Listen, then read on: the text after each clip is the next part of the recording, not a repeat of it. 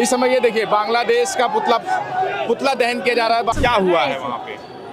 मेरे हिंदुओं के साथ अत्याचार हो रहा क्या है। अत्याचार हो रहा है? वो हिंदुओं को घर पे बंद करके पेट्रोल डाल के आग लगा रहे हैं। शेख हसीना को भी तो यहाँ पर बीजेपी ने यहाँ पर रखा हुआ, प्रधानमंत्री शेख हसीना, बांग्लादेश के प्रधानमंत्री का पुतला दहन किया जा रहा है। और मैं ये कहना चाहूँगा कि ये जो हमारे बांग्लादेश में रिंकू जी के साथ में हुआ है वो और किसी भी हमारे हिंदू भाई के साथ में ना हो। बांग्लादेश में दीपचंद की हत्या के बाद जिस तरह से जो निर्मम पूर्ण रूप से हत्या हुई, उसके विरोध में आज लखनऊ के जीपीओ पार्क पर तमाम जो है जीपीओ में इस समय हम मौजूद हैं। और यहाँ पर देखिए तमाम जो हिंदू संगठन है, बजरंग दल है, वो तमाम जो संगठन है वो विरोध कर रहे हैं और बांग्लादेश के विरोध में तमाम जो है बांग्लादेश विरोधी नारे लगा रहे हैं। और वो इनका आरोप है कि जो इस तरह की घटनाएं हैं, हम लोगों से बात करेंगे। जो हजरतगंज चौराहा है, जहाँ से तमाम जो पुलिस वाले होते हैं, जो प्रशासन होता है वो मुस्तैद होता है, लेकिन इस समय ये देखिए बांग्लादेश का पुतला दहन किया जा रहा है बांग्लादेश। और देखिए पुलिस, बाकायदा पुलिस, देखिए आप पूरे उस पे यहाँ पर अगर 1, 2, 4 की संख्या में लोग आते हैं तो यही प्रशासन इस हजरतगंज चौराहे को जाम करने से वो करता है। लेकिन आज देखिए यहाँ पर प्रशासन मौजूद है, लेकिन वो पूरी तरह से ये सिर्फ एक ये कहा जाए कि इनको प्रोटेक्शन दे रहे हैं कि जो लोग यहाँ पर घेरे में पुलिस है और तमाम जो लोग हैं वो बांग्लादेश और उसके प्रधानमंत्री का पुतला दहन कर रहे हैं, जो तमाम जो यहीं बीच चौराहे पर। और पुलिस प्रशासन को दिखाइए, ये प्रशासन, हालांकि प्रशासन जो है चारों तरफ से वो है, उधर से ट्रैफिक को डाइवर्ट कर दिया गया है। पूरा चौराहा जो है वो हजरतगंज से क्या लग रहा है, किस उसमें आई है प्रदर्शन करने आप? हम लोग आज बांग्लादेश में अत्याचार हमारे हिंदुओं भाइयों बहनों के साथ हो रहा है। हमारी यही है कि उनको फांसी दी जाए। हमारी जो हिंदू के साथ इतनी सारी जो भी चीजें हो रही हैं, इसीलिए हम प्रदर्शन। क्या हुआ है वहाँ पे? मेरे हिंदुओं के साथ अत्याचार हो रहा है। क्या अत्याचार हो रहा है? क्या हो रहा है बताइए ना, क्या हो रहा है? नहीं पता ही नहीं है बांग्लादेश में क्या हो रहा है। पता है बांग्लादेश में अत्याचार हो रहा है। हाँ। हर चीजों के लिए उनके साथ मतलब बदतमीजी हो रही है। हाँ। बस नहीं, वहाँ पे एक पे हो गया तो मतलब इस तरह मतलब बांग्लादेश में हो रहा है। क्या हुआ है, किस बात को लेकर? वहाँ पे हिंदुओं के साथ अत्याचार हो रहा है। जो मुसलमान हैं वो हिंदुओं को घर पे बंद करके पेट्रोल डाल के आग लगा रहे हैं। उनके साथ बहुत सारे अत्याचार हो रहे हैं, तो ये गलत है। जैसे हम यहाँ मुसलमानों को रख रहे हैं, वैसे हमारे हिंदू भाइयों को वहाँ रखा जाए, यही हमारी मांगे हैं। तो क्या कहेंगे, जिस तरह से यहाँ पर शेख हसीना को भी तो यहाँ पर बीजेपी ने यहाँ पर रखा हुआ, प्रधानमंत्री शेख हसीना जो प्रधानमंत्री, उनको यहाँ प्रोटेक्शन देने की क्या जरूरत है? क्या इतना उदारवादी होने का क्या जरूरत है सरकार को? अब ये सरकार जो भी अपना समझ रही हो, इसमें हम लोग तो कुछ नहीं कह सकते हैं। ये अपना सरकार का मुद्दा है, वो क्या सोचती है, क्या करती है, क्या नहीं करती है। लेकिन जो बांग्लादेश में हो रहा है हमारे हिंदुओं के साथ, वो गलत है, वो गलत। ये देखिए चौराहे पर देखिए किस तरह से जो है बांग्लादेश का और जो है उनके बांग्लादेश के प्रधानमंत्री का पुतला दहन किया जा रहा है। और ये तमाम जो हिंदू संगठन के जो लोग हैं वो यहाँ पर जो उनके कार्यकर्ता हैं हिंदू संगठनों के, वो पूरी तरह से जो है क्या कहेंगे।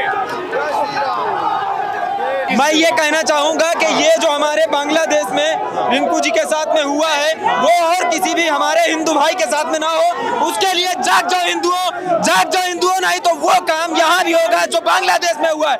सबसे मैं यही कहना चाहूँगा, जाग जाओ और कटना बंद करो। सरकार को क्या जो है संदेश देना चाहेंगे आप? सरकार को सिर्फ यही संदेश देना चाहेंगे कि बांग्लादेश के ऊपर चढ़ाई करें, वरना हमारे लिए बॉर्डर खोल दें। हम उनको मुंह तोड़ जवाब देना चाहेंगे। क्या कहेंगे?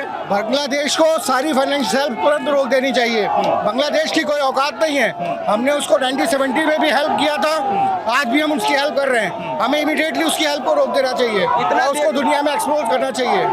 वो पाकिस्तान से मिलकर ये काम कर रहे हैं, हिंदुओं का नाश कर रहे हैं। तो ये जो खासकर जो यहाँ पर लोग कह रहे हैं कि जो यहाँ पर रोहिंग्या रह रहे हैं, बांग्लादेशी रह रहे हैं, उन पर भारत सरकार को कार्रवाई करनी चाहिए। बिल्कुल करनी चाहिए। उनका अपना देश है, वो अपने देश में जाके बरसे। वो हमारे देश में आके हमारे लोगों को ही मार रहे हैं। लगता है कि जो शेख हसीना को यहाँ पर रखा है भारत ने और भारत की सरकार ने, उसको भी वहाँ पर उसके बांग्लादेश भेजना चाहिए। देखिए ये एक राजनीतिक मामला है और अगर वो वहाँ पे जाएंगे उनको इमीडिएटली फांसी दे दी जाएगी। उन्होंने हमसे हेल्प मांगी, हम उनकी हेल्प कर रहे हैं।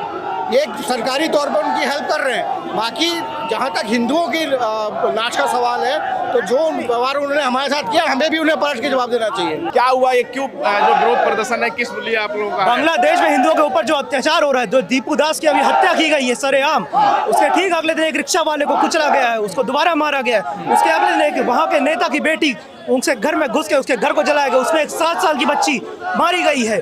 ऐसे चलते हुए हम कैसे चुप रह सकते हैं?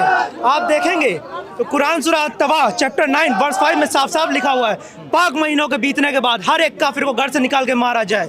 ऐसे में जो किताब सिखा रही है अपने लोगों को, ये लगातार जो पिछले कुछ दिनों से जो चल रहा है बांग्लादेश में, तो उसमें आप लोग क्या चाहते हैं, किस तरह से आप ये चाहते हैं कि अमित शाह इंटरनेशनल बाउंड्रीज खोल दे सिर्फ और सिर्फ हिंदुओं के लिए, और यहाँ से चुन चुन के बांग्लादेशियों को बाहर भगाया जाए। एक एक जो बांग्लादेशी रोहिंग्या मुसलमान यहाँ पे बसे हैं, यहाँ हमारे हिंदू भाइयों का, हम कहते हैं भारतीयों का जो ऑक्यूपेशन जो है, हम गरीबी हो रही है जिस तरीके से, इन लोगों को हर जगह नौकरी मिल रही है, छोटे छोटे कामों में ये लोग घुसे हुए हैं, उनसे इनको बाहर निकाला जाए, एक एक की पहचान और सबको भगाया जाए। और साथ ही हम ये भी चाहते हैं जो हमारे देश में, हमारे देश के ही गद्दार है, राशन लेने जाते हैं, वहाँ राशन की लाइन में कर दिया जाए ऑप्शनल कि अगर आपको राशन चाहिए तो वंदे मातरम बोलिए पहले, जो ना बोले उनके लिए बाउंड्रीज खुली हैं। क्यों?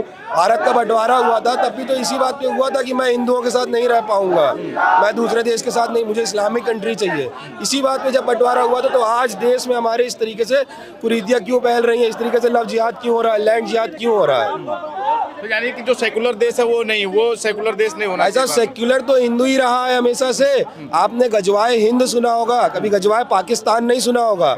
जब हमारे देश की सुरक्षा बल वहां पर मौजूद है, फिर कैसे आ जा रहे हैं? ये हमारे चंद नेताओं की वजह से, उनको अपना वोटर बैंक बढ़ाना है।